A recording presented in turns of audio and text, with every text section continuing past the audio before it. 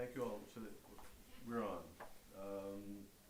Thank you all for coming. It is a great privilege to introduce Sarah Pinto, who's the chair of the Department of Anthropology at Tufts University, and kind of an anthropologist that is an extraordinary intellectual ethnographer, writer, teacher, and thinker. She is presenting a talk which is in reference to a book, The Dr. and Mrs. A of the same name, that is emerging in two versions. One version soon to be published in India, and the second version, which is not entirely the same as the first version, perhaps is she's still thinking about, and so our conversations here today come at a very germane moment for that work, and we're privileged to have her. Sarah's the author of two rather extraordinary books, and they're, I think, certainly the two most intelligent and beautiful books in the medical anthropology of South Asia that I know, and I think more broadly in the field. The first is called Where There Is No Midwife, Birth and Loss in Rural India, and this takes up within a very dense and crowded terrain in the wake of the particular structure of modern biopolitics and public health, rethinks the field of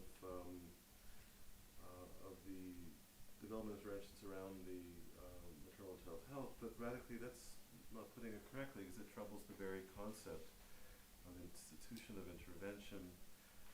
It's a striking account of rethinking how we think and talk about bodies. It takes on centrally the prominent debates on how to talk about caste and race in South Asia, and it undoes all of it in quite an extraordinary way. And it's a book I recommend very, very highly for any scholar committed to thinking about differential life chances, particularly around childbirth, and also for any scholar of South Asia and anthropology. Her more recent book, which people at Berkeley have been reading a fair amount of late, is Daughters of Parvati, with Women and Madness in Contemporary India. And it is a study in a very striking way of women given over to a psychiatric institution in a North Indian town. And it really opens up quite strikingly to questions of method and, again, of ethics and anthropology. It does so in a very courageous and very difficult way as an author.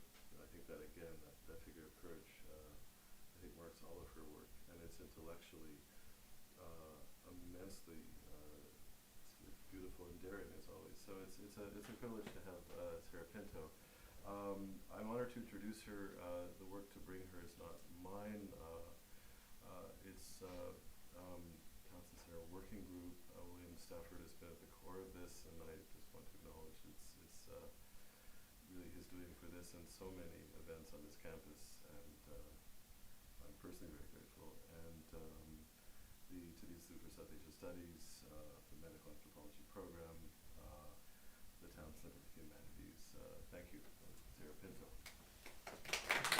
Thank you, Lawrence. It's hard to know where to start to speak after such a kind introduction. And I thank you for your support in the process of writing those books as well. And thank you to William and the Townsend Center and the Institute for this invitation and for bringing me here. This is really such a pleasure to stand here, and such an honor, and I'm absolutely delighted to be here.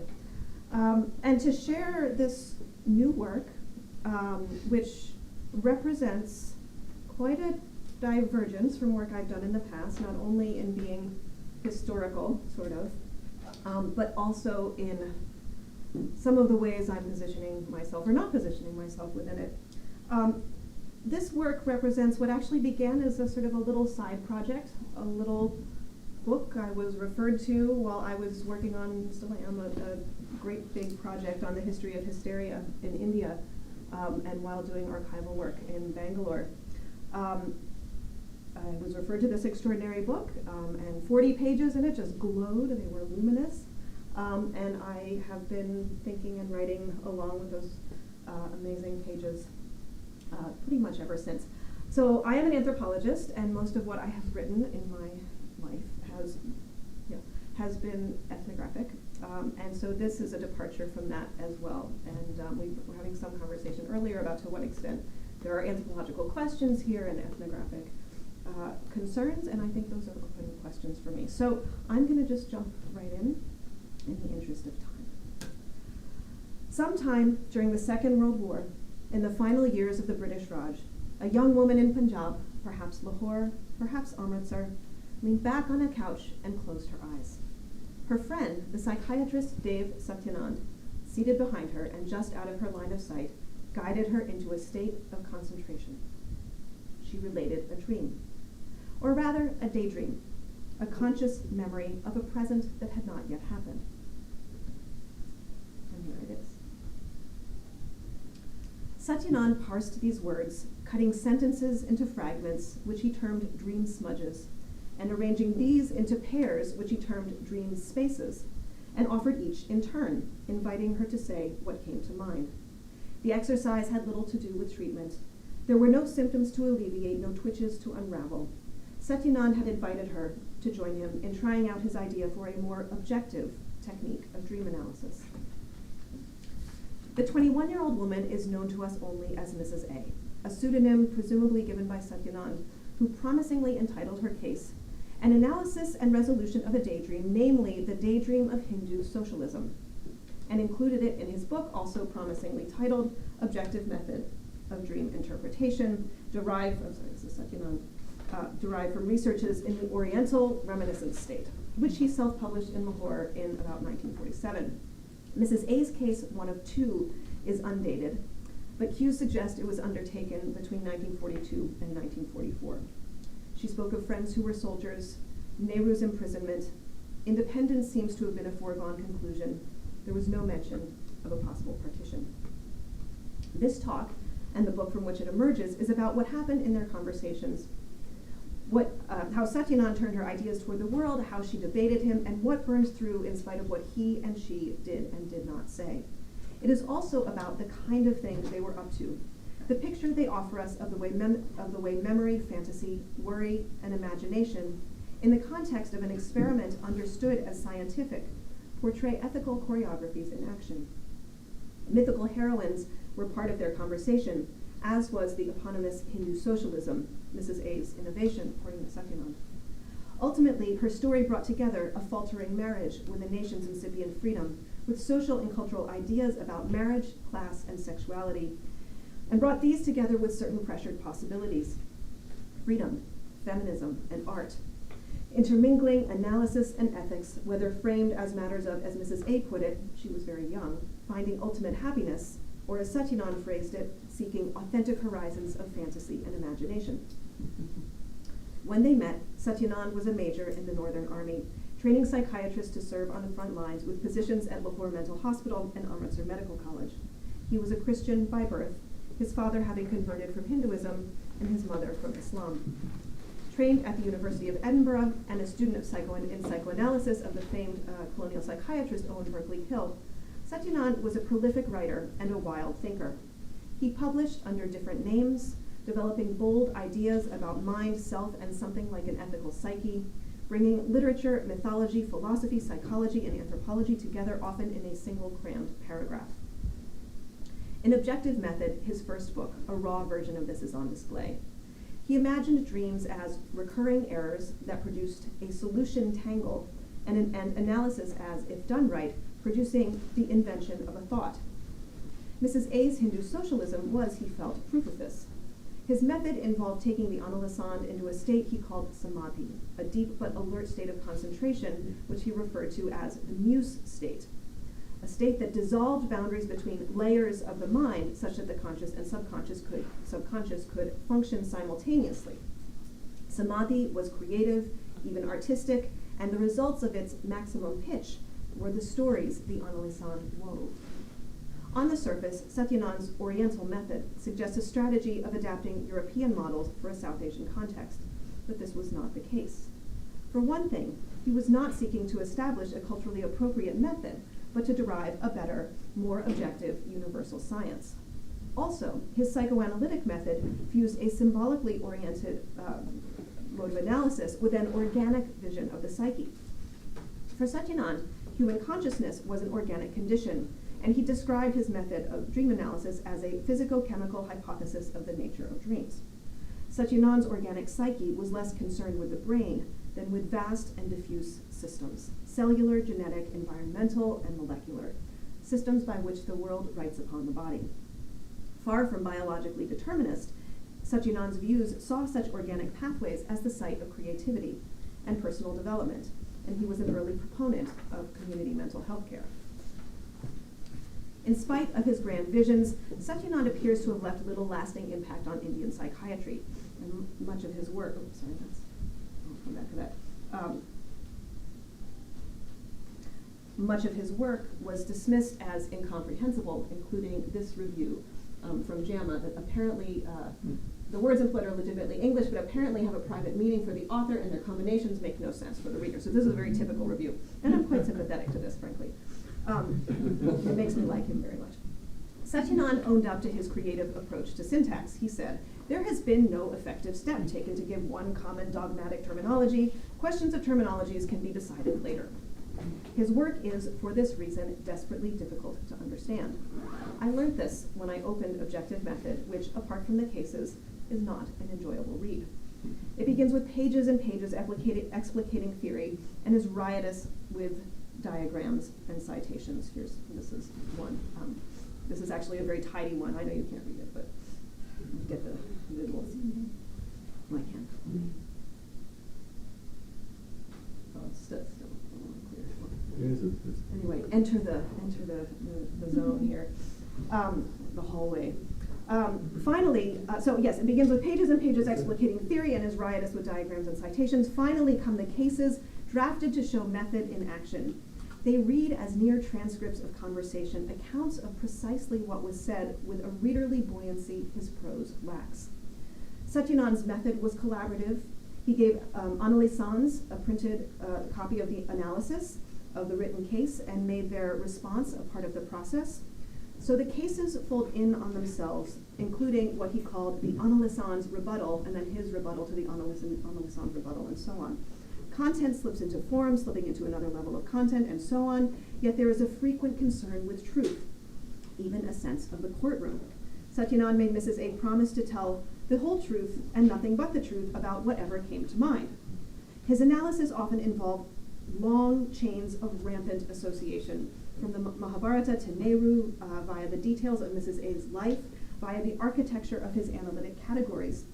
And this shows two fold-out pages that give shape to his schema, containing analytic categories correlated to life events and fragments of musing.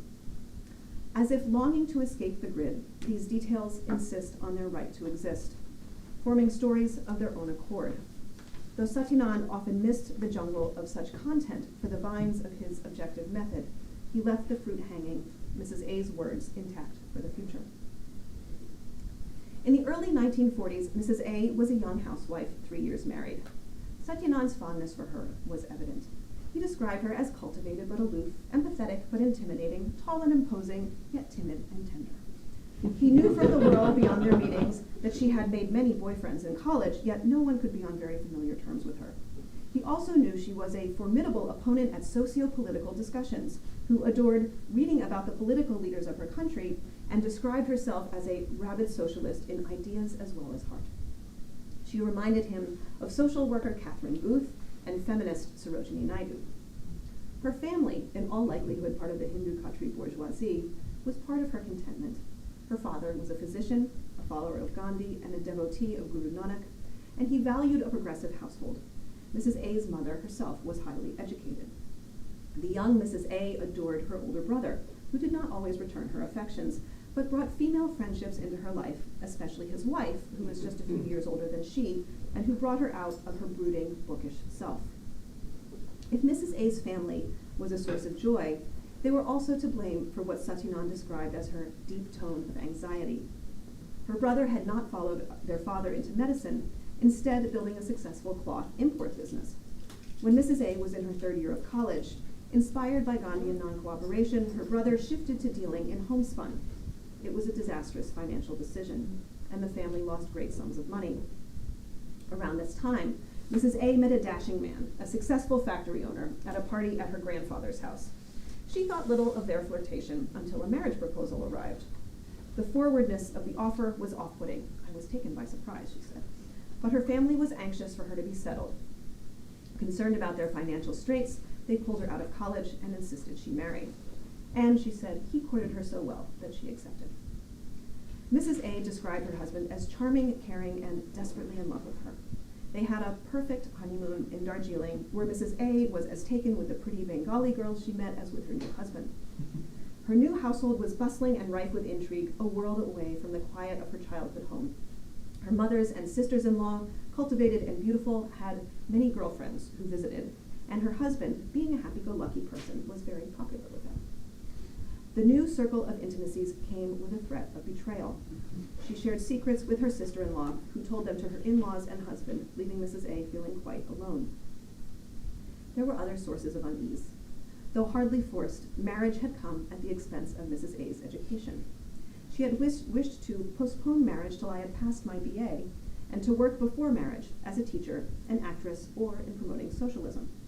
Her parents thought her working before marriage was below their dignity and would not allow it. Many losses were enfolded in this, not just a range of possible futures, but her dearly held views. I wanted to be a writer, but being a socialist, I would have written that kind of material, and my husband, being a capitalist, would not have liked it, so I had to give it up. And I cannot study because it may break the home if I go away to college. The customs, traditions, and mores of our society would not let one try a hand at anything. Mrs. A had been exhilarated by college.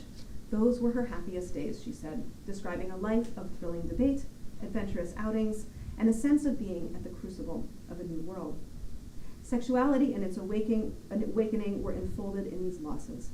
Her first interactions with her husband were reluctant, but he was very slow and cautious with me in sex matters, she said in the beginning, and the whole affair became quite a likable experience for me. Later, she reflected in a different tone. I'm going to read all of this, I'll just read the middle. As time went on, my dislike of the business profession, of the in-laws, of having to give up my personal ambition, which were coming between me and my husband, broke down because of his tact and skill. He had tried to explain what sex was, but I was not interested before. After all that stood between us had resolved, I became interested and gave myself to him. Mrs. A put the sense that personal fulfillment might divide a husband and wife on the side of her own resentment. Resolution allowed the awakening of sexual interest. She phrased this in transactional terms, as a gift.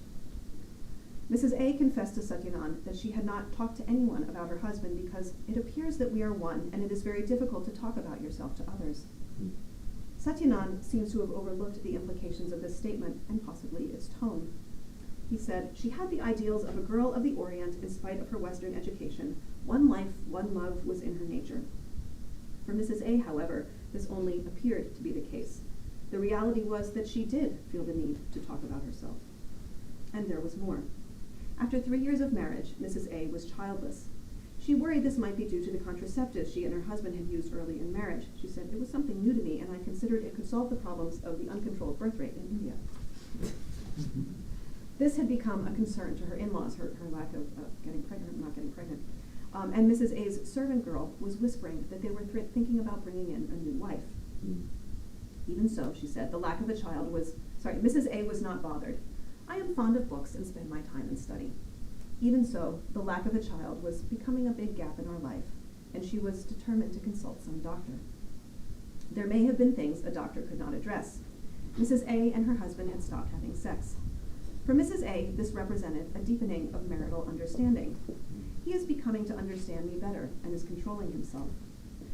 The servant girl, however, warned that Mr. A was having an affair. Mrs. A dismissed these funny tales as a sign of the servant girl's jealousy and proof that her intentions were sullied by her own disappointment in love. Mrs. A's marital life and lost future shared a topography, a landscape of sexuality that centered on the villages, which figured in her daydream. A village was not a straightforward place for Mrs. A, and she and Satya Nand discussed her aversion. Villages suggested sex and also parsed it into the permissible and impermissible, the safe and dangerous. Mrs. A recalled a childhood encounter at a Krishna Lila at the Ramakrishna mission, the same mission in her daydream, in which she was besotted with a teenage boy playing Krishna. After the play, he took her to his dressing room to show her his costume and kissed her. He was 14 and she was 7. She referred to this as her only previous experience, a matter of exotic enticement and the onset of her desire to be an actress. However, when she told her brother at the time, he had been furious and wanted to box the boy's ears, and he told her she should not have allowed him to kiss her. She then asked a girlfriend about it. The girl explained that the only other outsider who should kiss a girl ought to be her husband.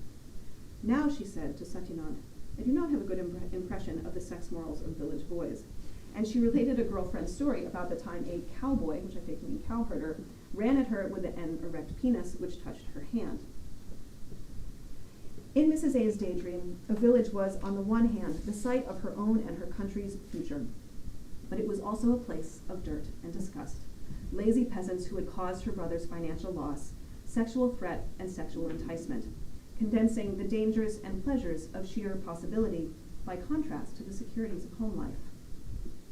Satya Nand had little to say about the gendered arrangements of these fears and desires, elaborating on the binary of rape fears and goddess fantasy, contributing to his science a worldview in which domestic safety was juxtaposed with the singularities of the wider world, dangers of violation, as well as the sense that movement, voice, and ideas threaten the oneness of the marital unit. The ethos of marriage was more an ethic of emplacement, however, than a rightful gendered place, and it figured the village as part of the way female experience might be organized by male desire. But Mrs. A's feelings about villages were also changing. I think I understand the meaning of the dream, she said. It is the marking of a change in my attitude. I was first against the villagers, but now I want to compensate and work for them. Satya Nand thought that this was a partial interpretation. He saw her Hindu socialism as the real point of things, a new thought representing new values and the solution to the case, and also its creative product. It is here that mythic heroines enter the map in the form of Draupadi, a heroine of the Mahabharata. For those of you who are less familiar with Draupadi, I will say briefly that there are a few key elements of her long and complex narrative that matter here. And of course, there's no one long and complex narrative. There are multiple long and complex narratives sort of enfolded and compounded and spinning off of each other, but I'm going to just boil it down. First, Draupadi was the wife of the 5 Pandava brothers and a pivotal figure in the unfolding of the great battle the epic Mahabharata recounts. She is often taken to represent both the limits and effects of agency as the kind of power one might have over others, as well as the ethical effects of violation. Her central narrative, arguably, involves a dice game in which Draupadi was lost by her husbands to the Kauravas, the sons of the king Dhritarashtra and the queen Gandhari. Duryodhana, the eldest of the Kauravas, called for Draupadi after she was lost in the dice game to be brought into the gambling hall, and in many iterations she's dragged by her hair and told her she was now their slave. Draupadi defiantly asked, how can a person be wagered by one who has already lost himself, referring to her husband who had lost himself before he then bet and lost her. And she rebuked her husbands for failing in their duty to protect her. Draupadi was ordered to be stripped, but summoning inner power, or by an act of Krishna, depending on the version of the story, produced an endless sari, thereby defying violation. As Draupadi was led to the slaves' quarters, the ominous call of a jackal frightened Duryodhana, who offered Draupadi a boon. She demanded freedom for herself and her husbands. After some twists involving another dice game, Draupadi and the Pandavas were driven into exile in the forest for 12 years. The Draupadi of the dice game was actually seldom the one that Mrs. A mentioned. More often, she summoned her exile, seeing Draupadi as an example of voluntary work in the villages. Let me read this. Satya Nand posed this scenario as part of one of his elaborate chains of association. And I'll skip to this. It's a lot to take in. You don't have to take it all in. I will direct you to just the shape of it and the movement from the dice game to Nehru, etc. And the end, the Gita of the old is reinterpreted in terms of the Capitals are his Hindu socialism. So Draupadi did not play a single archetypal role in the case. In much of the analysis, she stood for individualist propensities or the aggressive, forward, and dominating girl, contrasted with Shakuntala, another epic heroine who I'll turn to in a minute, who represented adaptive propensities and was deemed proud, high-minded, and patient. However, in some places, this arrangement was reversed. But Draupadi also authorized a possibility of thinking beyond this arrangement. Mrs. A saw her as socialism's literal progenitrix. She said Draupadi gave birth to warriors who fought Duryodhan or capitalism. She equates Duryodhan with capitalism. They were like the socialists of today. Deeming socialism to be merely a modification of Hinduism to such a degree that conversion of villagers to it would be merely a reconversion, which is the terminology familiar to Arya Samaj conversion efforts at the time. She thought with Draupadi to reckon with the question of how much agency was too much, a reckoning with conjugality as its orienting principle. Draupadi might be a good wife, but she showed that a good wife could go to the village. She might have a dangerous form of female agency, but she could point that agency toward Dharma in the most sexually dangerous places. In her first year of college, Mrs. A had met Arjun Singh, a Sikh student who left his village to be educated in the city and who shared her passion for political debate. His wife's religious views prevented her from joining their socialist crowd, and Mrs. A saw herself as Arjun Singh's mentor and protector, crediting herself with keeping him away from the communist circle. They traveled in groups and alone around the countryside and on trips to holy sites. On journeys electrified with natural and religious sublime, they stayed up late discussing politics, lying on the ground and staring into the moonlit sky. On a trip to Kangra Valley, they were separated from the group and had to spend the night in a remote village. We slept in different rooms, but we were far away from the other inhabitants, she said, and we sat and talked for many hours. Notwithstanding such romantic settings, she insisted that nothing stimulated any idea of sex. At Punjab, the Sikh pilgrimage place, they bumped into Arjun Singh's brother-in-law, an army subaltern named Arjun Das. The dashing Arjun Das impressed Mrs. A. He was a tall, well-built, broad-shouldered, and quick-witted young man with a polite, accomplished way about him, and at the same time sure of himself. He looks very much like Pandit Nehru when the Pandit was young. Arjun Das invited Mrs. A to his village, and after this they began a correspondence. My letters were merely friendly, Mrs. A said. He was downright in love. Arjun Das proposed marriage, and though Mrs. A was very fond of him, her brother did not like that match, and made her show him cold shoulders. It was too great a risk to marry a soldier during wartime. Though Mrs. A was sorry her brother had stood in her way, she was not convinced it would have been a perfect union. I had my own doubts about my being well suited to his temperament. He was very emotional and sentimental. His wife, moreover, would have had to be smart and stylish, up to the standards of the army wives. Even so, her family might have warmed to him. If he had persisted, I think everyone would have agreed in the end. In his final letter, Arjun Das wrote that he would not give up hope and would wait for me forever, which is a hopeless situation, as Hindu marriage is irrevocable on the part of the wife. She kept the letters and photographs even after marriage. Recently, among the many women who passed through her marital home, a girl named Vidya had become a particular friend. Vidya was a Sikh Jat, the beautiful, spoilt, only daughter of a rich landlord. She visited often, staying for days at a time. Studying for her MA in English, Vidya recited poetry and dazzled with her repartee. She quotes so freely from the poets that it is a pleasure to talk with her. She was very attractive, very fair, and has it. Vidya teased that Mrs. A might still be in love with Arjun Das, and Mrs. A, perhaps hungry for someone to trust, wondered if there might be any truth to this. She also wondered if her secret was safe. Playfully, Vidya might have mentioned this to my husband. I hope not. He is very jealous and might do anything in a fit of jealousy. But I know Vidya, and she's too good for such a mean trick. Mrs. A often described friendships with women as relationships of warmth and intimacy. She recalled women whose beauty and friendliness inspired her to try something new or think in a new way. Barefoot beauties at Punjab, well-built village women, Bengali dancers, sisters-in-law, school friends, and sisters of friends. She learned about sex from other girls, and female friendships brought her into the world and out of herself. She evaluated her male friendships by comparison to them. But female friendships also brought threat. Sisters-in-law were treacherous, girlfriends shared dangerous knowledge, unattached girlfriends threatened social stability. All these elements converged in Vidya. Vidya had what Mrs. A was denied: education, a life of letters, freedom of movement. She was also proxy in romance. If Vidya teased that Mrs. A was still in love with Arjun Das, Mrs. A teased that Vidya should marry Arjun Das, a triangulation that recurred in the case. Savvy Vidya dabbled in hidden motivations. In an encounter fraught with sexual attention, I'll read this. Once she had a playful tussle with me. Being a strong, hefty girl, she soon had me on the bed and was sitting on me. I was struggling to get up, that she, being a passionate sort, became very excited and began squeezing and kissing me, so it's not clear if it actually what happened and what might have happened. I got up and told her it was time she got married and pointed out Arjun's photo. Teasingly, I told her that Arjun Das has a couple of brothers who will be willing to keep their Draupadi occupied in the long absences of her Arjun. And then there's a comment that I think is just Satya Nand's notes. There's often sort of his notes that never got taken out in the final version.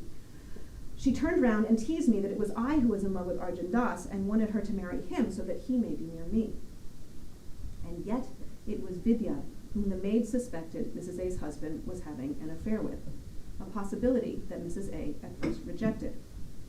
After describing this scene, Mrs. A continued, I think nothing can come between me and my husband if this lively, beautiful, and cultured girl who has lived so freely with us has not. Mrs. A then moved on to the issue of plural marriage, wondering if Vidya's community was indeed one in which such things were possible. Mrs. A clearly adored Vidya, defender of polyandry, as here, shades of Draupadi, describing her using euphemisms still current for lesbians like spoilt, play, single, invoking the freedom of her condition, and describing her sexual play as being free. Such liberty in all its forms was opposed to patrilineal emplacement even as it skirted the edges of marriage in all its forms, kinship in all its forms. When the maid said she saw Mr. A and Vidya flirt in the drawing room while Mrs. A slept, Mrs. A translated flirtation into siblingship. My husband is also very free with her, and I have often noticed them tease each other. They behave with each other as I used to play with my brother. In the same breath, she witnessed and denied Vidya's threat to her marriage, taking pleasure in Vidya's singularity, her personality, her sexuality, and her unmarried status, the same as singularity, and in the way she so freely moved among households and relationships. The maid suggested something else, that the sexual pleasures of Vidya, a name that also means knowledge, might be a lure into polygamy, something Mrs. A at once entertained and rejected as the fantasy of a warped mind. When her husband was traveling, it was Vidya that Mrs. A missed, yet her expressions of love were bound up in the possibility that Vidya and her husband were involved. Mrs. A, here we are. She says, Vidya is my companion when my husband is away, but at times I cannot find her when my husband is also away on tour. I miss her much in those days. And she recounted a recent scene. I was discussing polyandry among the Jats one day with my husband. His girlfriend came in, her name is Vidya, here she reintroduces Vidya, and my husband said, let us ask her, she ought to know better than either of us. She so charmingly came between us and said yes to me in my ear, and playfully pulling his ear near her, said the same to him in his ear, so that we both exclaimed together that each one of us were right, and she jumped out from between us from the sofa and stood laughing. Her presence brightens our home life. What must we do to hear those last words in a spoken voice? Was she serious, naive, in denial, sarcastic, ironic? Was she really so blind? Surely there was motivation for insisting on Vidya's innocence. Perhaps sustaining uncertainty allowed Vidya's exuberant sexuality to exist in terms other than threat. Everyone can love Vidya. Alternatively, if, as Lawrence Cohen writes, the category is the site of the ethical, the triangulation on Mrs. A's drawing room sofa and in her bed put categories into deep play in which conjugal ethics and erotics commingled in terms that had little to do with asserting or rebuking moral norms, terms like war to be damned. Such sexuality was a reasonable urge. The bigger potential crime was the stealing of another girl's husband. In a web of intimate redoublings, non-conjugal, multi-conjugal, and homosexual desire were less differentiated than mapped onto, even drifting into, or layered upon each other. Play involved a tussle with bodies, words, categories, and forms of intimacy. Polygamy and polyandry legitimated extramarital desires. Monogamous conjugality made possible both homosexual and non-conjugal love. Homosexuality was an expression of sexual desire writ large, juxtaposed less with heterosexuality than with marriage, yet also possible within it. Non-conjugal erotics infiltrated conjugality at every turn. So too were they legitimated by, potentially absorbed into, flexible conjugalities. Might Vidya become Mrs. A's wife? To us, Mrs. A's unblinking accounts of sexuality may be refreshing, but to Satya Nand, they were uninteresting. He said little about Vidya except to note that Mrs. A identified strongly with her. I am not the only one to note this lacuna. After reviewing Satya Nand's analysis, Mrs. A responded in a section Satya Nand entitled The Annalisan's Rebuttal. Among other things, she said that acting, dancing, and correlated dream waves were not included. The reminiscences about Vidya were not given the proper importance. The idea of ultimate happiness, always in the background, is not included in the interpretation. In her third year of college, after a year of waiting, Mrs. A was promised the lead in the play The Recognition of Shakuntala, to be performed at the Ramakrishna mission of her daydream.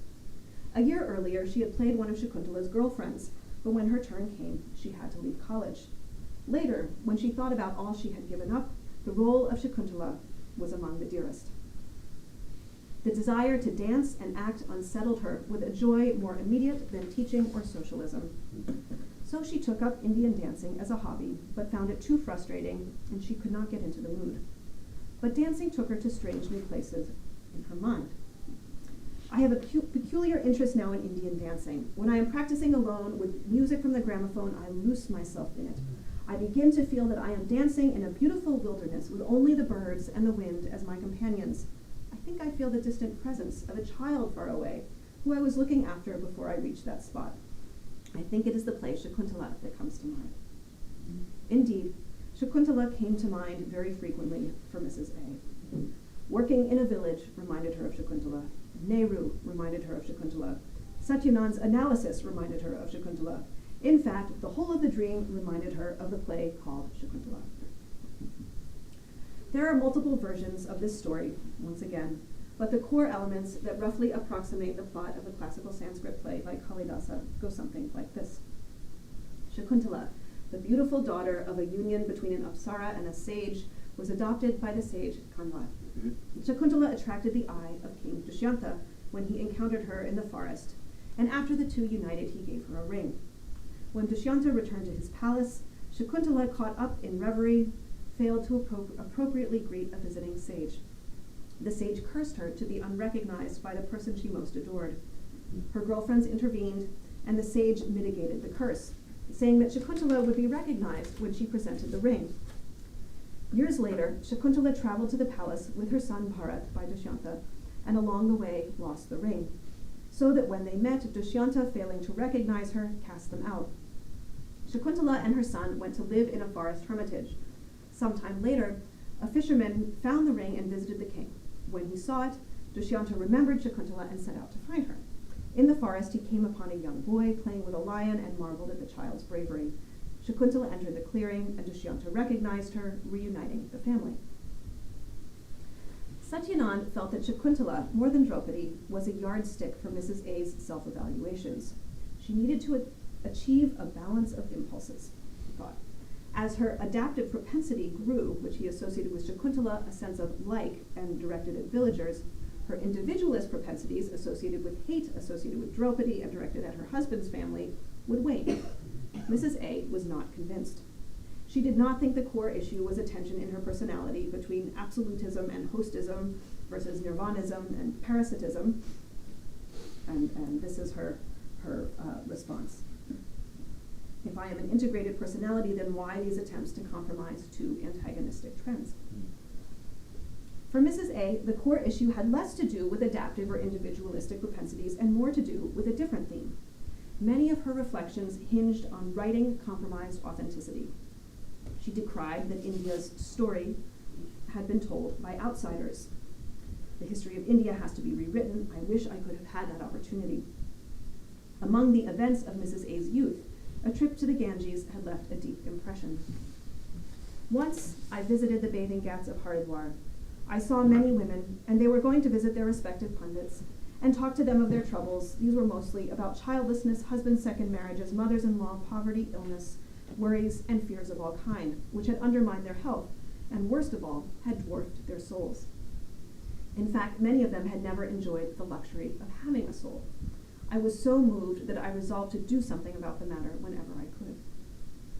For many who shaped Mrs. A's world, languages of recognition oriented ideas about social improvement, particularly directed at women.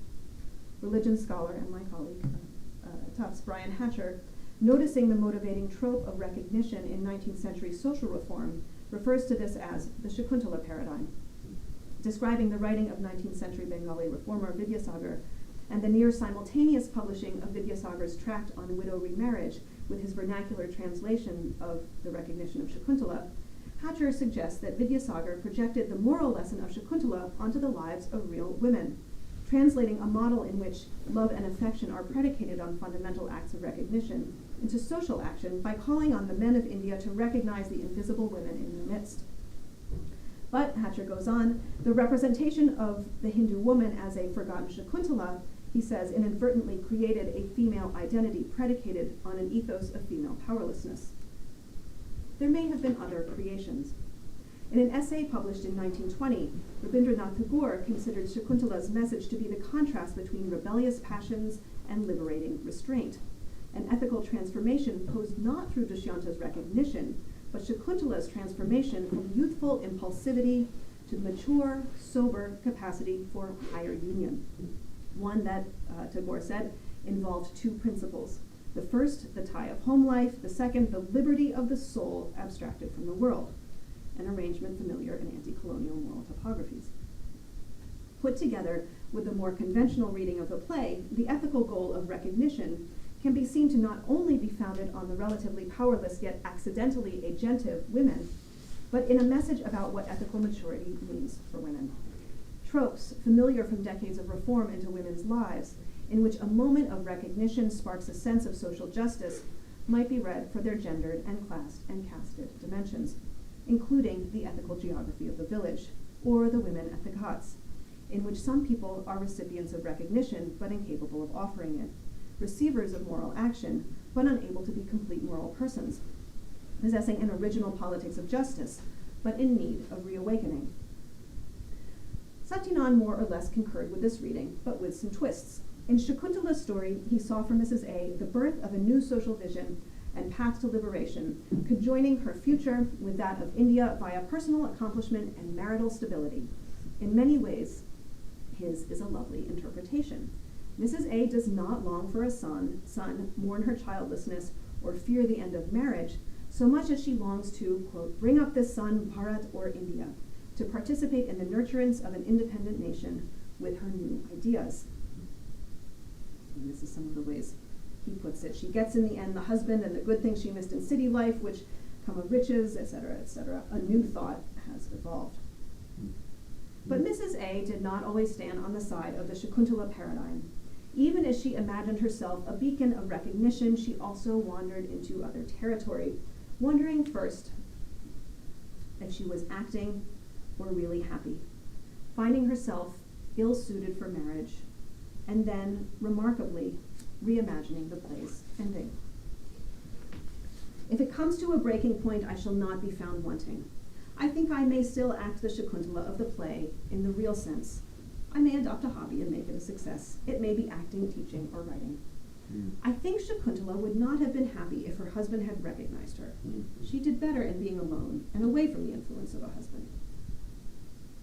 The final turn of phrase, if we take Satya Nand's account as verbatim, is a contrary to fact, suggesting less an interpretation of the play, but another outcome, as though it had already happened. This founded a feminist political ethic that also referenced a mythic past. Shakuntala was able to bring up her son when her husband failed to recognize her. She kept her son all the time under her care and tutorship. In the end, the son named Bharat became so strong that he defeated his own father.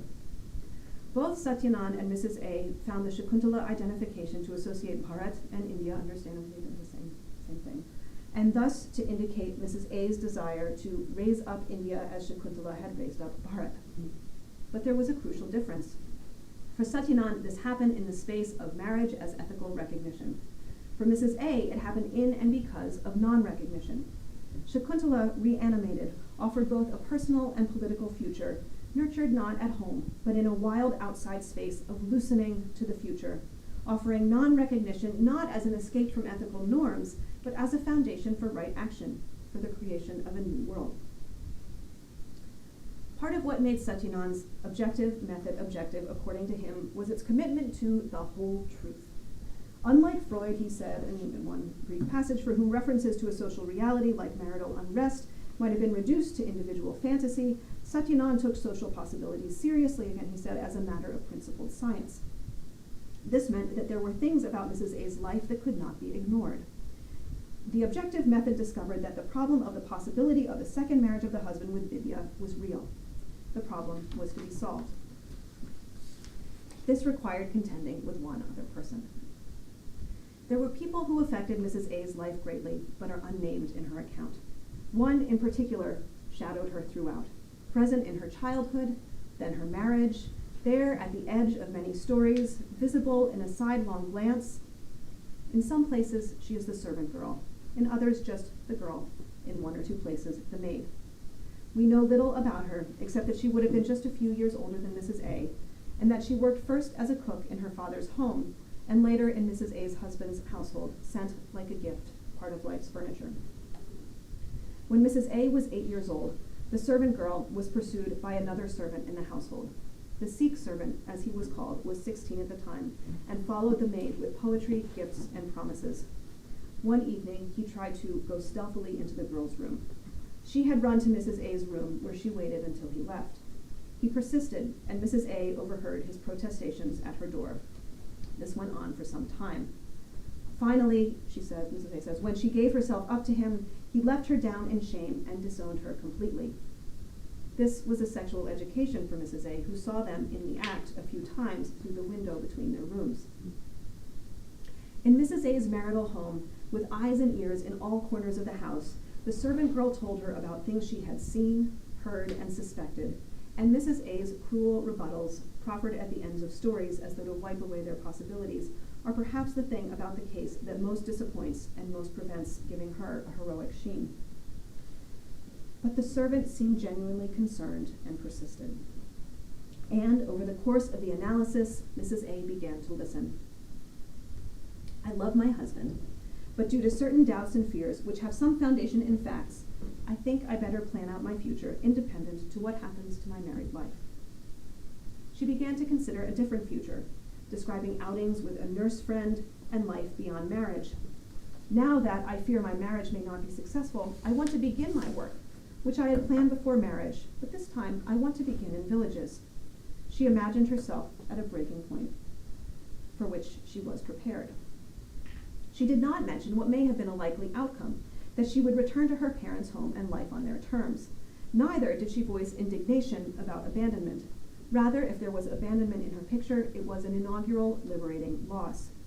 She once again compared herself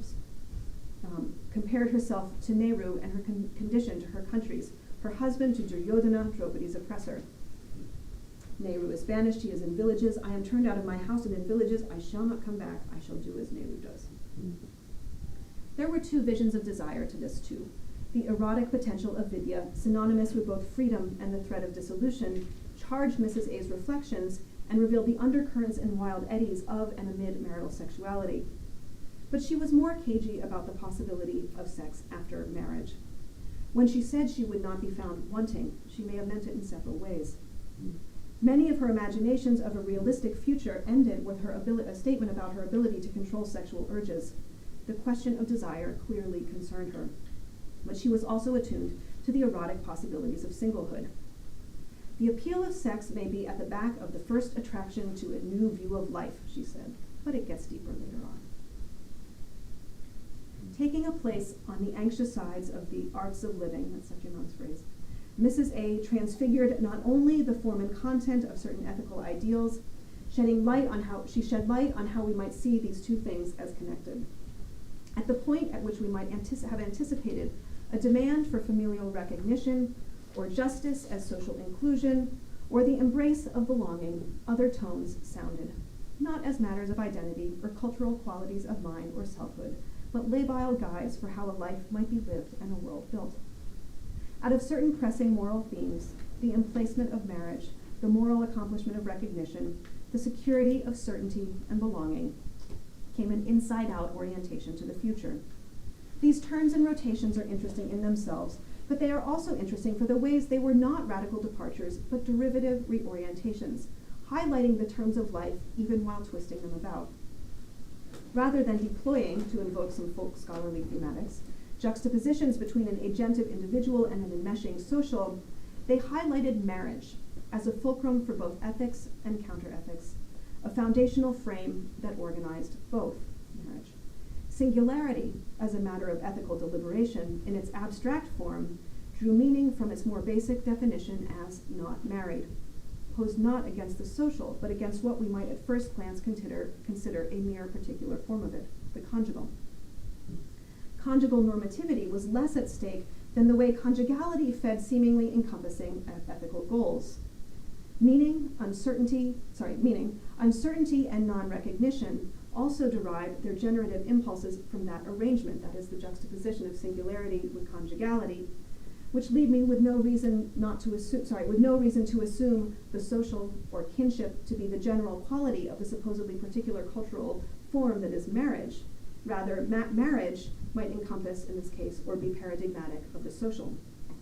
Non-recognition might be seen in a similar light, a counter-ethical quality hinging on the gender arrangements that found recognition in a conjugal ethos. Indeed, in this instance, marriage as an ethical bundle was already dense with subversions and possibilities for torsion, as it was flush with histories of codifying fixing attentions, a condition that echoed many of the mythical resources, less scripts than vast compendia of already contrapuntal imaginaries, ripe with versions and subversions, as President Ray calls it, mobilized and reshaped over and over. Part of what I want to do here is downplay any heroic sense of the new in Mrs. A's counter-ethical musing, to point to looping and recursive features of this and possibly any ethical landscape. When I have written about this, I have turned to the work of a contemporary artist in an experiment in thinking with art as theory rather than with the usual sources. I spoke about this morning, and I won't go into it in detail now, except to say that I've used the work of the artist Shazia Sikandar, work that appears in both miniature and quite vast miniature paintings and vast video installations, for the way they highlight a certain quality of music, but mostly movement in this case, that is also a certain approach to derivation.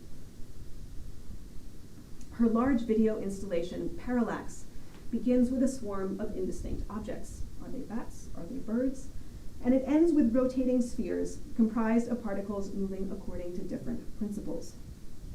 The objects are what Sikandar calls gopi hair, the outline of the hair of devotees of Krishna, removed from their place atop nude female heads in earlier work, and set aloft in ways that obscure their origins and make them into something else as they move across multiple works.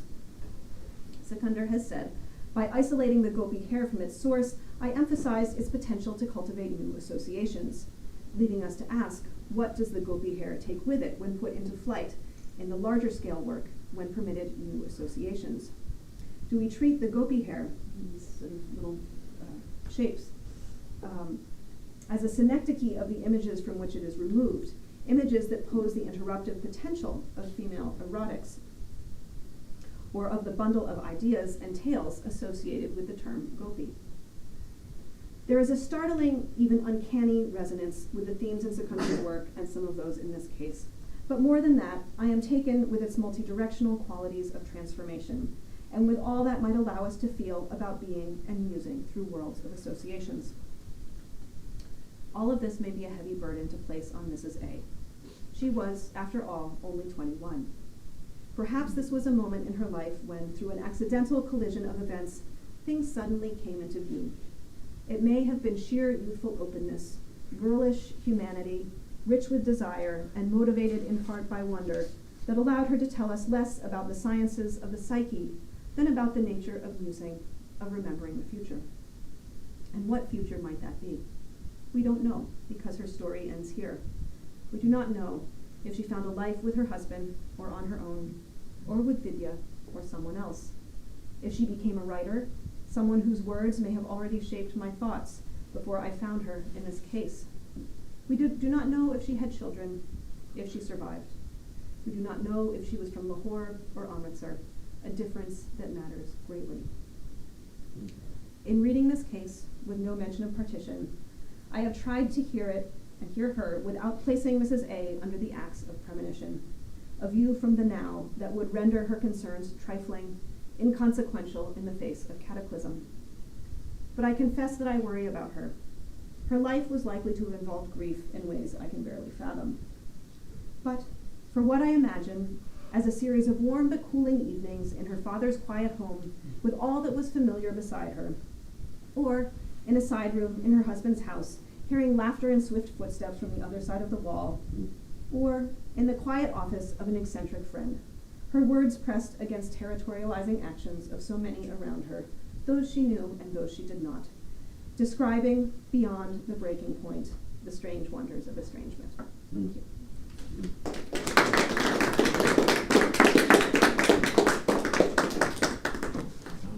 Would you like to field your own questions? I'm happy to. Yeah. The floor is open for questions. Thank you so much. That was a beautiful paper, and I'm excited to read the book as well in more detail. I was wondering about the significance of the maid and her relationship to the maid. Yeah. Is it mostly about sexuality, or is there anything more significant, I guess, in that read? Thank you. That is the part of the story which is the longest chapter in the book that is not the longest part of this telling. Mm-hmm. So there is a lot to that relationship. And there's more to the relationship with the man referred to as the Sikh servant. And it gets into some narrations of sexuality and fear, and maybe even some possible sort of suggestion of sort of a vague sense of trauma. So there's quite a lot there, and I spend time in the book talking about initially the way that Mrs. A's refusal of the servant girl's voice is a kind of an indication of a particular relationship to trauma. And I actually bring in some of my work on the history of hysteria here, and talk about the sort of using the mythical source as a kind of a doubled response to what I'm calling trauma for now, in this context, recognizing the limitations of that term here, but which is forthright speech and the inability of speech. So forthright speech and falling unconscious, or forthright speech and being turned to stone. And so there's a third mythic figure who enters this narrative, who is Ahalya, whose story I won't go into here, but basically she is either raped or has a dalliance with the god Indra, and then is cursed by her husband to be turned to stone and to be redeemed when she is recognized by Ram. And so I talk about that in some other mythic narratives that appear in the case. But the maid, I think, also the other thing she does is she brings into the story a whole series of sort of parallel narratives that, so if this case does not involve symptom, arguably, at least not overtly, does not involve a sense of sickness and healing. It has, crisis and solution, but it does not have sickness and healing. There are parallel cases from the archive of Indian history of Indian psychiatry that do involve very similar stories: men finding other wives, and these sort of diffuse senses of trauma resulting in unconsciousness, speechlessness, that kind of thing. So the maid is a pivotal part of this account, and she's never named, so she's quite important. Thank you very much for your work. I'm aware very much of my own reactions, and my own kind of frustration when faced with a series of iterations and citations that make me really excited to start doing these complex things where I'm like, there are two Arjuns, and one is Das, and one is Singh, and suddenly this chain of associations happens and there's a refusal. And so I'm very aware of my posture to want to tell the story that is always told with these figures and these mythines and figures, where people will spin stories about religions and discursive traditions and other kinds of interactions and try to explain things, and there's a constant refusal. And so I'm faced with a mirror of my own desire to interpret, which I think is incredibly important for trying to understand myth and psychoanalysis in India. Do you mean a constant refusal in the case or in my reading? I mean, so one, you're reading as a reflection of her own refusals of Right, okay. the analyst's work. Yeah. So it's just a comment that I'm faced with my own desire to interpret her along these mythic lines, and the constant refusals and, you know, undermining the ground on which I stand, where I would say, like, well, I know about Shakuntala, I know about Draupadi, I know about all these things, and yet it's just like, well, no. Yeah, so that's sort of what I wanted to share, is just...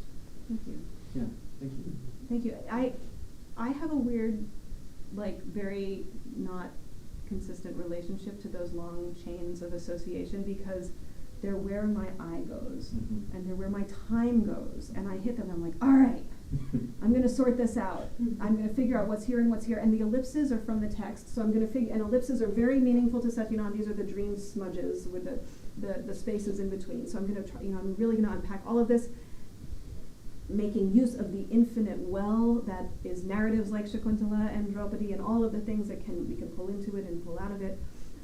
And it totally sucks up a lot of time and energy in a good way. But I also, just to continue reflecting on the reading, notice that it's like a vortex. Like I want to go into those. And then the refusals are interesting, not only because they're like rejecting that, but because they are proffering a really different way of relating to the myth. And that is, which I didn't really talk about here, but that is the reanimation and the theatrical. You know, the entering of, in a couple of places, she becomes Shakuntala. I'm in the forest hearing the, you know, this is a very different modality than the chain of association. And so I'm not, you know, to some extent in the narrative, there's a sense like Satya Nand's rolling along doing his thing, she's rolling along doing her thing, and occasionally like frustrated with him. And I don't want to overstate, I think that happens, but I don't want to overstate it, because there are moments where there's this quite beautiful dialogue, and he says something, and he's listening to her. He's not just doing his thing and ignoring her while she's over here doing something else. He's actually listening, and in some cases saying, well, I thought it was this, but I think it's really this. Like it actually, it is truly dialogic in certain moments. But the contrast, I do think there is something important about the contrast between those chains of association, but also how they invite in and invoke, incite a certain analytic pleasure, and then the other pleasure of witnessing, you know, I'm loosed in the wilderness, and I hear that, you know, that mode of reanimation, which is not necessarily her dominant mode, but it happens in interesting moments. So it's fascinating. I really like the way that you move between multiple registers, and in the text and then in your own exploration of it, where it seems as if the ellipses are sort of Jacobsonian Simon zeros that are the sort of boundary objects that connect and disconnect these sort of multiple registers. It's fascinating. Now, I, partly as somebody who reads in South Asian studies, but in sort of a visitor in this particular hall, I'm interested in what this tells us about psychoanalysis. How do you read this? Because frankly, you know, looking at that and listening to the analysis, one could see that as being rather thin psychoanalysis.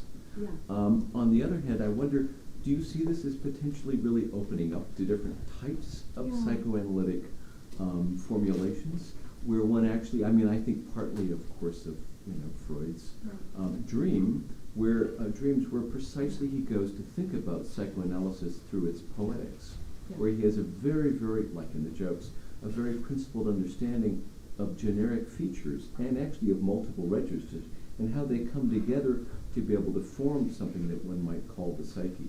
But here, of course, we're opening up into a broader range of registers, as well as to the possibility of a sort of psychoanalytic and poetic socialism. So in the end, is there a deep and more interesting psychoanalysis here? I don't know if it's deep and more interesting, but it's something I puzzle over. But yes, there is something else. something and this came up this morning, over whether this is in fact psychoanalysis. Yeah. Mm-hmm. And he refers to it, it's an objective, it's a method, it's interpretation. Is it interpretation or analysis? Interpretation. And he is juxtaposing himself with Freud and Jung, and he's deeply citational of a whole set of a whole sort of readership. In fact, he has a diagram, which I don't have here, that differentiates his definition of association from Freud's definition of association. And I really don't understand the diagram. I mean, it's very opaque to me, but I understand that he does. But I have a very hard time with it. Maybe it's associational. It must be, so he's deeply associational as well. And the other thing is, at this point, this is very early in his career. And as he moved further into his career, he moves away from the psychoanalytic mode, and he moves more into a sort of theorizing of the self that is, I still am not sure I think it's entirely psychoanalytic. I don't want to draw fierce boundaries, and I know there's many threads and narratives, but or versions, traditions. I think there is a deeper and more interesting something. I don't know if it's a deeper and more interesting psychoanalysis. And where I really like turn a corner is when you get into the biological stuff, which is very trippy. And there's he talks about these paraplasma genes, which are these extracellular.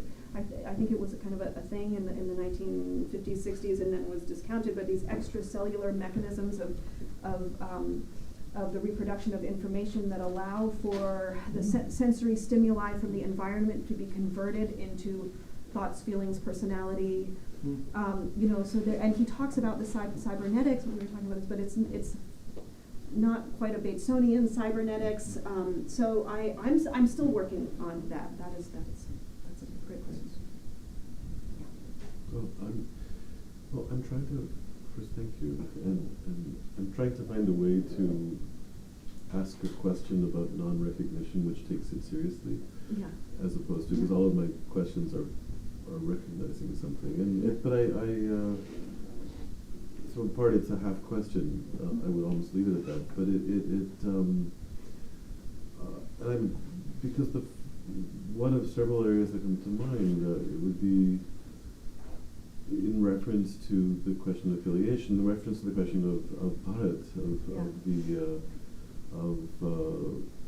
which in some cases is the sun, in some cases is the, as he would frame it, the thought, perhaps the book. I mean,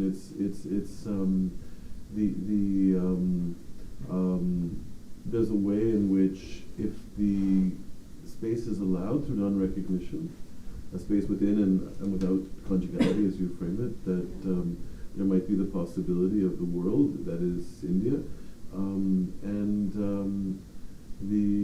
so part wants to do something which I don't think is going to help me fully, but which is to play a certain kind of historical game, which is to try to think about this in relationship to other conversations in the limit, say, of Hegelian recognition, say, that emerge in relationship to imperial formations, Povinelli and Sims, but particularly in relationship to British liberalism and India, so Uday Mehta and so forth, and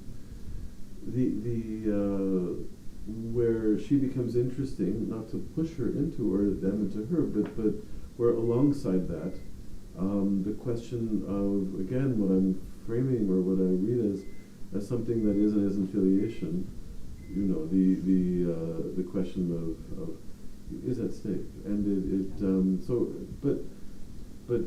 of course it seems that woman is doing with non-recognition is surely that's fine, but of course the demands are far greater. It's a question of method and of ethics, counter-ethics, and so I'm wrestling with is because it's such in a sense it really simultaneously helps me say I now have a story for counter-ethics, which is what I earlier wanted, but I entirely distrust that as in fact having acceded to the demands you're asking of us. So I do, and a little bit into that literature in the Shakuntala chapter, and a teensy bit in the chapter you read this morning. So first, the thing about filiation, one of the things I find really interesting about her, this sort of vision of raising up Bharat on her own, so to speak, is the kind of the rejection of lineage, which is so also a part of the, I mean, she does invoke lineage at multiple times, particularly with Draupadi and the sort of, connecting herself to mythical figures, not just as ideas or types or archetypes or deities or whatever. I know it's not, the deity status is ambiguous, but as predecessors in a lineage. And I think that it is a kind of a kinship lineage, but it's also a social lineage, but those two things are sort of overlapping. But the notion of raising up Bharat at the same is a quasi-rejection of lineage, which I think is very interesting. Also, I mean, vis-a-vis the literature of Pavanelli and that sort of thing, one of the things that I find really interesting, and this is a little bit not quite what you're asking, but is the location of the critique. And the location of the critique in that literature that often comes around to the kind of, in fact, impossibility of narrating a self confronted with these sort of violent demands that one do. And I don't feel that impossibility here, and I don't think that where we end is with the impossibility of narrating a self, because at multiple points she's saying, I have a story to tell. And so you can have non-recognition, but that's not because it's a sort of fundamental quality of selfhood that is being defied by these sort of various or demanded upon by these institutional structures. And so where the location of critique, I think, becomes important is that part of the idea here, I think, is that it's not that Mrs. A is inventing non-recognition by redoing Shakuntala. It's already there in Shakuntala, and it's already there in other myths. It's in Ahalya, which comes up in the 3rd chapter, which I just mentioned.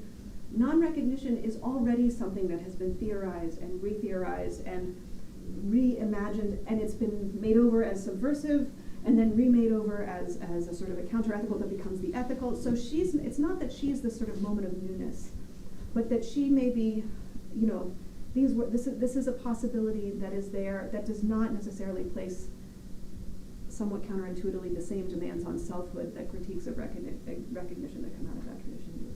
That's my question. Yes? This is mea culpa because I couldn't come this morning, and so I did not actually hear probably the frame of this story that she probably really gave. But I wanted to ask you whether you could tell us more about, because this is from archival work, so it's also working on written texts. So if you could tell us a little bit more about that and her relationship with this psychoanalyst, non-psychoanalyst, or in any case Indian psychoanalyst, which is not a European psychoanalyst, right? And so that maybe I have another question following that, but I need that in order to ask the question. Yeah. So the thing about this case, it's interesting to think about archival research in relation to this, because this is actually a published text. And we talked about this a little bit this morning as well, that I was doing, I mean, this requires me to make some sort of weird, fierce distinctions, but I was doing what I thought of as archival work when I encountered this text, and that archival work was reading case files that had been digitized and uploaded at Nimhans in Bangalore. And case files that were handwritten, they were guarded in the sense of the archive as a space to which one acquires access. And when I was doing this work, I was talking with the doctor and also historian who was sort of guiding me through that work. And he said, oh, I have a story for you. It's about a woman in Pakistan, he said, who, he said it's an amazing story. She has this love triangle relationship, a lesbian relationship, and with a woman who's in love with her husband, and he said it's going to overturn everything you think you know about Indian womanhood or something like that. So I looked up the text, and he had read it in an archive in London, but I found that it was on the shelves at Harvard in the Widener Library. So it's a book that's off the shelves, and this is the only trace I have of her. And so at a certain point, I actually thought, okay, do I do additional archival work beyond Satya Nand's published work to figure out who she is, to learn more about her social world, to maybe see what happened if she, if she survived partition, where she ended up. And I actually made a very conscious decision not to do that.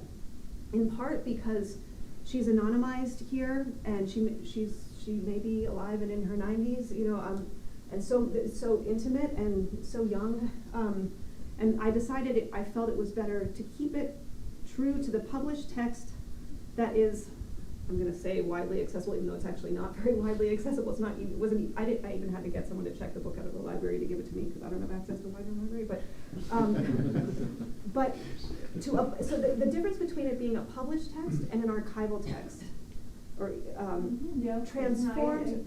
My relationship. But the text is written by the psychoanalyst. Text that's written by the psychoanalyst, so it's filtered. A certain resemblance to the voices of the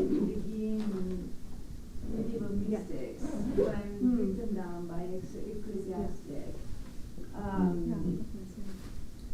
by priests, by institutional figures of the church, in which then you have to find what is the place of that voice in the text of the other. And I think that is an important question, but it's a question that you also have in the case of Anna or Freud, right? Or in the case of Freud and Breuer, or in just about all of the texts. Studies of hysteria. That's why there's been so much rewriting of, on hysteria written from the point of view of the patient. Yeah. But so I was wondering, I think one can do more with this kind of, in a way, with the ghostly status of her voice, of her inscription in that narrative. And I was wondering what, because there are many parallels, but my next question, and also the other thing I wanted to say, just as I was listening to the story in his voice, which to me was very much his voice, which was interesting conveyed by you. And I'm not making an argument on gender here, it's really an argument of what does it mean to describe the voice of another. I was thinking of the story of Ellen West, as in Binswanger's text. Are you familiar with that? No. It's the case of Ellen West. Is Ludwig Binswanger was a contemporary of Freud, an interlocutor of Freud, who at the beginning was very close to Freud, and then was very influenced by phenomenology and existentialism and by Heidegger, and wrote this case study, Those Lives. And actually, the life of Ellen West is similar to the life of Mrs. A, in the whole relation to socialism, in the whole relation to this ideal. And Binswanger, who is the man who is writing the story of Ellen West, some point, there are many, if you read it, you will see some echoes. It's interesting. I will actually be curious to know whether he's read that. But maybe you could do more research on him. Oh, absolutely. You mean Satya Nand? Yeah. Oh, absolutely. Yeah, that is ongoing. Yeah, for sure. And I've been more drawn into some of the ideas about the sort of organic psyche that he's developing, and this actually paraplasmagene thing. But yes, so I'm in conversation with some of the folks at NIMHANS who are doing research on Satya Nand, and in a biographical sense. But the one thing I want to say about this text that I mentioned, I think maybe at the beginning of this talk, or maybe this morning, that I do find really different from other published texts, first of all, is the nature of its publishing as a self-published text that is full of maybe mistakes or something, not just typos, but like notes left in, like in one case, like reference something or other here, reference to so-and-so, he says, and that's, and also the incompleteness of his language. So the first, several chapters are, the tone is so tony. It's tony. It's so intense, and it's hard to read. It's very distinct. And the thing that happens in the cases is they also have an unpolished but also unprocessed feel. It feels like you're reading his notes. And so they are processed, I'm not denying that, but the nature of their processing has this sense of incompletion and has a sense of hurriedness. And when you hit her voice, I'm not saying that this is the equivalent of a recording and even that of media too, but when you hit her voice, I mean, when you come into the presence of her voice, it feels so different. And there have been moments when I really have wondered. So I've wondered two things. Well, I wondered one thing, but among the things I've wondered, one, in reference to Ninswanger, did he make this up? It has so many similarities to other cases. It has so many uncanny sort of resonances with contemporary literature at the time. Some writers who I talk about in the book, like Amrita Pritam, and some others that it's just like, wow, what a strong. I mean, I wondered if she's Amrita Pritam. I'm pretty sure she's not Amrita Pritam for various reasons. But and there are a couple of other Krishna Sobti and others. So did he make her up? The other case in the book is of a man who's a psychiatry professor who's interested in the cultural origins of psychology. So it's in his book or in his book. No, in his book. And so then you have to wonder, is it him? Like, has he analyzed himself? And every now and then there's a cue that's like, oh, couldn't possibly have this. Like, it has to be someone else. Like, it really. There are all of these like funny sort of staplings to a real outside the text that don't come out of authenticity, but come out of rough edges and error. And so I do think this is a slightly different kind of text than it's also not widely circulated. I have not found a citation of it anywhere. I mean, there's always more. The world is a big library, so there's maybe out there, but my sense is that it is a slightly different kind of text than those. And I am very open to the possibility that some of it, either all of it or some of it is fabricated or is autobiographical, but also open to the possibility that he did keep a really good record of what she said. And so the filteredness of it, I think, is quite layered and complex. But absolutely, the biographical and more extensive work on him. So he published prolifically, but it seems like most of his work is lost, except for the published books, which are out there. You can, on interlibrary loan. So I have been, and also quite intentionally first, because I'm interested in the nature of this as a published work, working with the published works. And different cases sort of are. I've not found Mrs. A again in other books, but other cases recur. But yes, there's more to be done. I mean, I don't know if it's safe to say.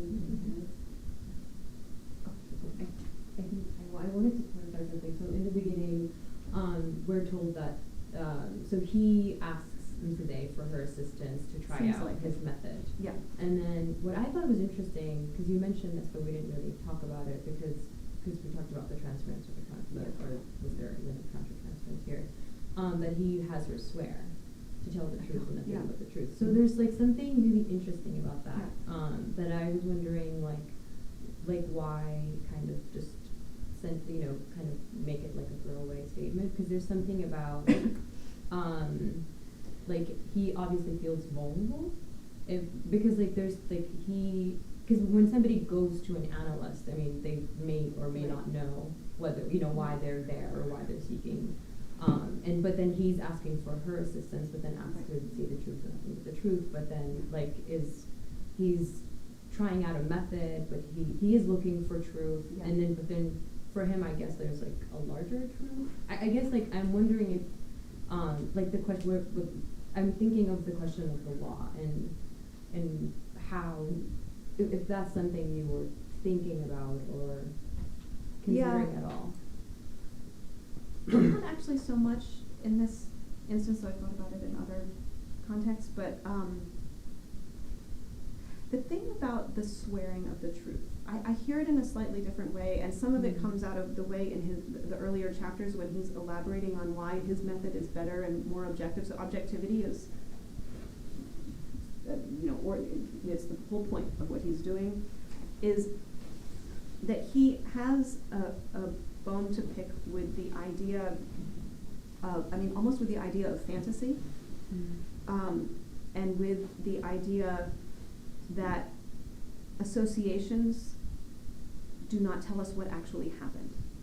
So there is the way I understand it, I find it very hard to understand, but the way I understand it, there is an interesting gesture, not just to the truth of the self or the psyche or the unconscious or whatever, but a truth about incidents and occurrences.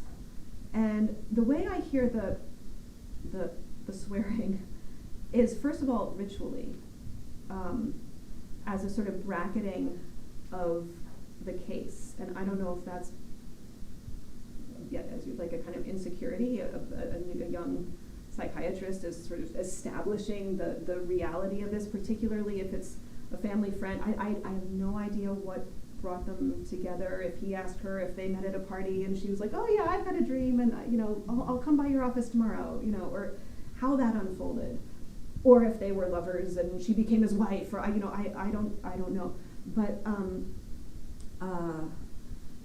that phrase, because it is so hackneyed and so trite, and so immediately recognizable. I see it as a kind of a performative framing kind of thing, but also as a reference to his sense of truth, which he's juxtaposing with other analytic traditions as being access to something that happened. You gave us something when you said that this is staged also as a trial, or as there's rebuttal and counter-rebuttal, and it's in her extraordinary rebuttals where she enacts non-recognition on him, where he is entirely assimilated to the husband. They both, and the king, they all recognize, and there's a happy ending, and that cannot be the happy ending. She questions, is it, and so it's, but I was struck by the figure of the trial that you gave, because, and in part it's slightly anachronistic, but of course it made me think about the cinema of the 40s and 50s, and particularly Raj Kapoor's Awara. In part because it has dream, and it has the question of the woman as lawyer, and she draws upon many things. She draws in part on Portia. She draws in part, but she draws very much on the early cinema films like Indra and so on, where the question of something like a speaking true is given over in the oneric quality of the nation to a young woman, and of course she's in some ways an international figure. She's a figure in the intensification of print capitalism in the late 19th century, where it has to be, and then in the 1920s, where the girl reporter becomes absolutely central. But but there's something quite striking about it's my simple-minded version of Ashok's question about the law, but it's where there's a different relation or different law that seems to be. I'm not sure if it's law because it's organized around non-recognition there's something quite striking there. There's something that I had not thought of Awara, so that's really something to think about. The other place it comes up, though, to return to the mythic, not because I see it as the origin of all things, but because it happens to be what comes up here, but is Gandhari. And so one of the things I talk about a little bit in the book is why in a exercise so devoted to objective truth do we keep coming back to stories about curses? And we're talking about this morning as well. They're not just curses, they're mitigated curses. And so they're curses, but then they're softened.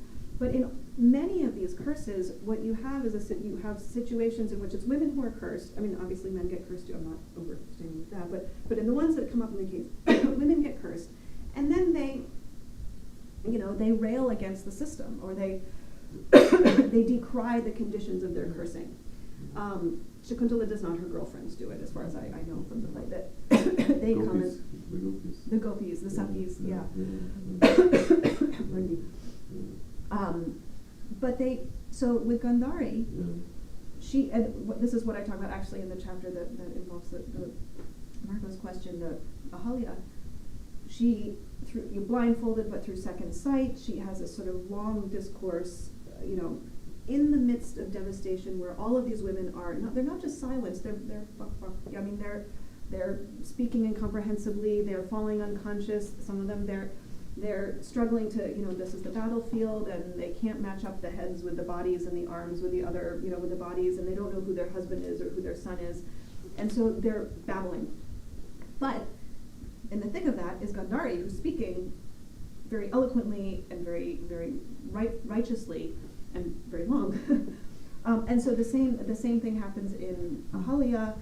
in multiple iterations, she's cursed by her husband, by Gautama, and then she decries the curse, and it's softened, but still she's cursed to be turned to stone, to become a dry riverbed, to be unconscious, to be invisible, all of these sort of variations on something like muteness. So what I wanted to do there was not to, and I think this comes back to the question of to tell the truth, so that maybe the important thing there is telling and not truthing, I don't know, but comes back around to the dynamic relationship of truth to its the constant sight of violation, and the maid who, she's been violated, so she can't speak. So that's Mrs. A's curse of the maid. And so, I think Avara is really interesting, putting all of those things in the scene of the nation. And of course, these are stories that are also put in that same scene quite a bit. But to not singularize the telling, I think it is important in some of those narratives. Yeah, Lisa. I think the figure of the vow and the curse, like the brata and the shapa, they're always like very intricately involved with one over another. That might just be a really clear way to think about it, because that trope plays out over and over again. You can't really have, often it's like you break the vow and then you receive the curse, but you can use the fulfillment of the vow, right, to then undo the curse. And so it's this. That's nice. Yeah. Yeah. So I think that those two things, the vow, and when you said that, he required her to make a vow at the beginning. To swear, Right, so I wasn't clear on how, because you had mentioned curses this morning, and I know of the curses in these stories, and I don't know how the curses actually play out in her life. Yeah. But that might be a way to thank you. think through that. Yeah, that's very helpful. Yeah. Yeah, that there's right. So to tell the truth, but it's also to swear to tell the truth. It's the vow. Yeah. Right. The vow is important. Yeah. Thank you. Can I? Yeah. Have a second question? Yeah. So in light of what I understood now, then my question would be, even relating to the swearing, but what does it mean to ask it to tell the truth? What is the truth? And the truth in this story and the truth in this text, and you were just complicating a lot what the truth of this text might be, because the text itself could be a fiction, but it could be a fiction that is predicated on a transference in which a much more fundamental truth is expressed through a fiction. So I was wondering then, when you, because I don't know if you thematize hysteria or not in the notebook. A little bit, yeah. But if you thematize hysteria, I was wondering then, what can one say between, so thinking the question of hysteria or the untranslatability in this context, or the question of hysteria, in which the symptom doesn't appear in the same way in which Freud was talking about. On the one hand, say, moving psychoanalysis to the subcontinent, and as people who have talked about psychoanalysis in non-Western contexts, but also bringing myth back into psychoanalysis, and thinking then what would be the status of truth in Freud's studies on hysteria in light of your analysis that you're talking about, and what is fiction in all of this. I thought, so I was thinking about, say, Obesekere, some of his books, right? And Obesekere, he's trying to do both, but mostly he moves Freud into India and says India allows us larger possibility because of the force of myth that is collective, and it allows a certain negotiation that could not take place in early 20th century Europe, and so that the character, in the work of cultures, some would call the character of the goddess, the possibility given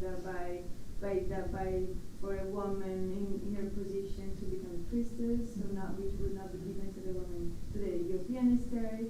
But then also thinking back to hysteria itself, from this more complex idea of truth that you're developing here. I was wondering, what are your thoughts on this? Yeah, thank you.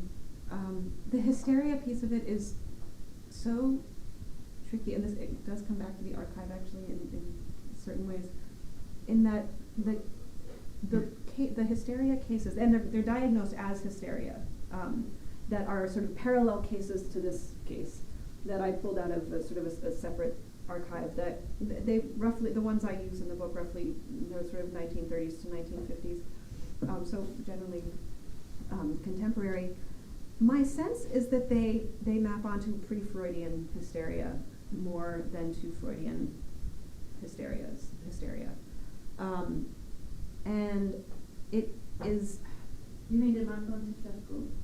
They map onto Charcot. They do their own... I mean, there is a long... Part of my work on the history of hysteria in India is that there is a long history of hysteria in India that is not just about the arrival of hysteria from France or from England or from Austria or wherever, but that it is always already sort of intertwined in circuits of medical knowledge that involve humoral theories, that involves almost something like psychosomatic theories, but that are rendered humorally.